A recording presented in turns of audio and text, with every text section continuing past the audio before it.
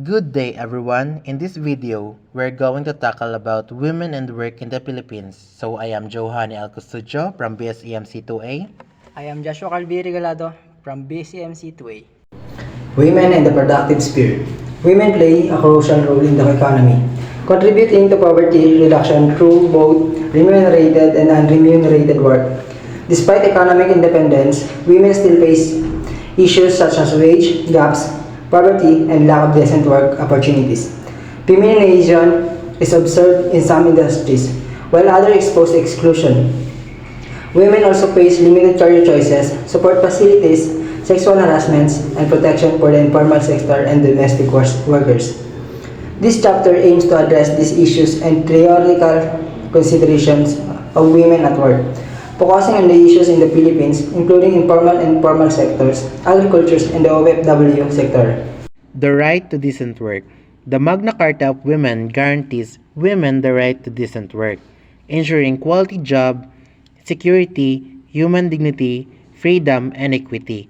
It includes productive, fairly remunerative work, social protection, personal development, freedom, and equity of opportunity. It also includes support services of women, including daycare, breastfeeding station, and maternity and paternity leave access. The multiple burden of women. Feminists argue that women face a double pay of domestic responsibilities, including cooking, cleaning, childcare, and caring for the elderly or sick. This work often burdens women, limiting their time with family and social lives. Employers often assume women cannot commit to their work, but this is not the case for men. In countries with paternity leave and responsive caretaking policies, men still do half the work women do. To mitigate this issue, gender-responsive workplace policies should allow both women and men to fulfill their duties at home, including granting maternity and paternity leaves. The valuation of care work. Care work. A traditionally gendered task should be valued regardless of gender. As it forms the foundation of society, it is crucial to address the true gender needs of women working in care industries, ensuring they are valued as workers and worker with workers' rights. Women-friendly workspaces. A gender-responsive organization gives importance to women's true gender needs. One method to incorporate care into systems of work is by adopting policies that allow time for parents to attend to their children's needs, paid activities that allow parents to do care work at home, and accessible care work with the organization where the parent works for. Other concrete ways of implementing gender-responsive workspaces are as follows. First, new laws that recognize the rights of paid or unpaid care workers. Second, pro-reproductive sector tax reforms. Third, gender-responsive public financial management reforms. And lastly, official statistical systems that are more sensitive to the care economy. Addressing women's unpaid reproductive work need is crucial for a structural change and empowerment. Development agencies should consider unpaid care in their frameworks. Reconciling work and family challenges, gender inequalities in the family and labor market. The nature of women's paid work. Women face limited job choices, leading to dangerous, unsafe, or unsecure jobs. They may also work part-time to balance reproductive needs or engage in informal labor, which often involves lower wages and social disadvantages. Wage discrimination and gender-specific discrimination affects 25% of global households. Sex role stereotyping at work. Sex role stereotyping affects society, with men primarily employed in labor-intensive jobs and women roles related to their assumed traits. Women are often found in education, community and healthcare, wholesale and retail trade, service activities, and manufacturing. Women workers are less likely to be in top administrative roles, with less than half of executive positions awarded to women. Women and works in the Philippines.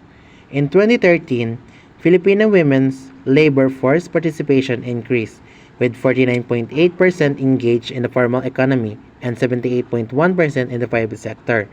However, women-headed households earn more than their male counterparts. Men still outnumber of women in agriculture, while women are most employed in wholesale and retail trade. 2.3 million women are involved in unpaid family work. The average daily basic pay of women is lower than men's. Reproductive responsibilities hinder Filipino women's full participation in the labor force. Small and medium-scale enterprises. The Philippines is the second country with the highest number of active women in micro, small, and medium enterprises, globally with around 45% of business owners being women. MSME typically consists of employee with business capital below PH prod. However, women often lack entrepreneurial knowledge and skills, leading to tension and shift from survival mindset to an entrepreneurial one. The government has implemented economic support programs to help women launch their businesses and support marginalized women in the labor sector. Women in the rural agriculture sector. Agriculture is crucial for nation's food production and economy. In the Philippines, women farmers play a significant role in agriculture, with 27% of the total 10.4 million Filipino workforce being women. However, they face challenges such as unpaid domestic work, limited access to resources, inadequate education, and discrimination. The Asian Development Bank cites agriculture as the second largest sector of women's employment. Limited access to poverty and decision making also hinders women's progress in the sector. The prevailing socio-cultural structures in rural communities make women less visible as farmers and agriculture holders, hindering their progress. Legal entitlements could improve women access to financing and credit facilities. Migrant women. Over 10.4 million Filipinos, or 10% of the national population, aspire to go abroad as overseas Filipino workers in countries like the Middle East, Europe, or the US. In 2012, the Philippines deployed 2.2 million OFWs, with 50% of them being women. The trend began as a stopgap measure against the 1970s unemployment crisis but became a main form of employment due to the aging population and increased demand for care workers. Over 33% of OFWs deployed in 2012 work in Saudi Arabia, the UAE, and Singapore, with over 60% being women and involved in domestic or care work. Women OFWs face challenges such as low skill and education levels, abuse, exploitation, and discrimination.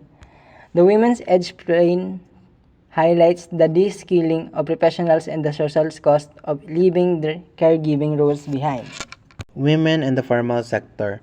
The informal sector is a group of individuals who are unemployed but can create their own employment, often for daily needs.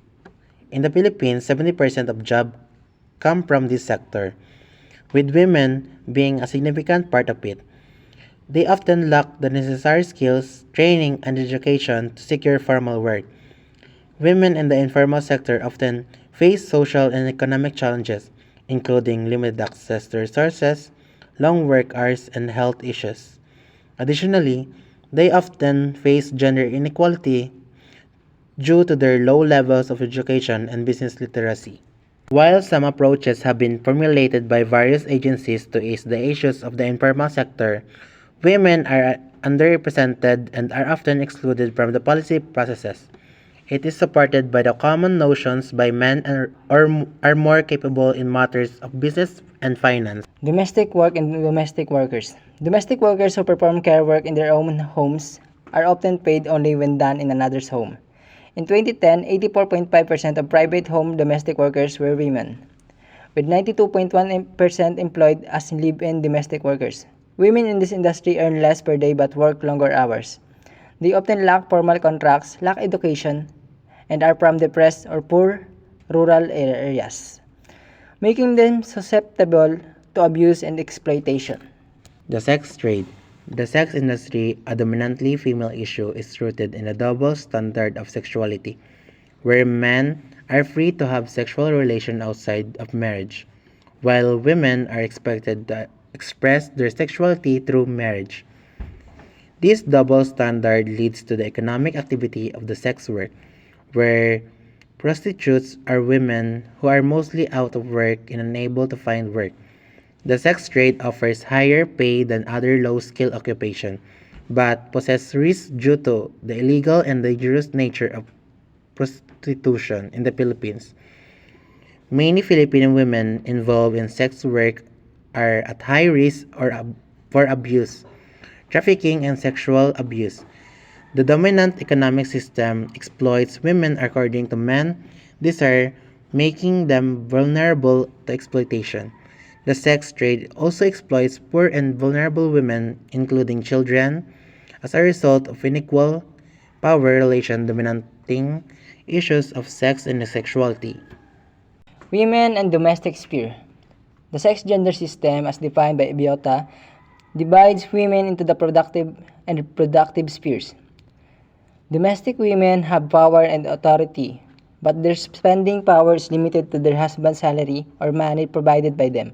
Women must work to supplement their husband's income, and only middle or upper class women are privileged enough to care for their families. The family household system is not a power base for women, as it is contradictory and devalues care work. The current Philippine economy places value on monetary names and devalues care work, isolating women in the public sphere and public participation. Men often use their earnings to avoid responsibility for housework and childcare, holding the resources women need to survive. This subordination is both a personal experience and a collective experience shared by almost all women. In order us to address this problem, policies that seek to empower women in the economic sphere have been formulated. These are as follows: RA 9501, or the Magna Carta for Micro, Small, and Medium Enterprises. This law hopes to see our policies that will assist women entrepreneurs in various stages of development. RA 10151, or an act of allowing the employment of night workers of 2011. It is a response to Articles 130 and 131 of the Labor Code of the Philippines. The two articles prohibit women from working the night shift due to their reproductive roles. As a result, the opportunities of women became severely limited, especially those who work in the BPO industry. The Act aims to expand women's employment or work options. RA 10361, or the Domestic Workers Act of 2013, Batas Kasambahay.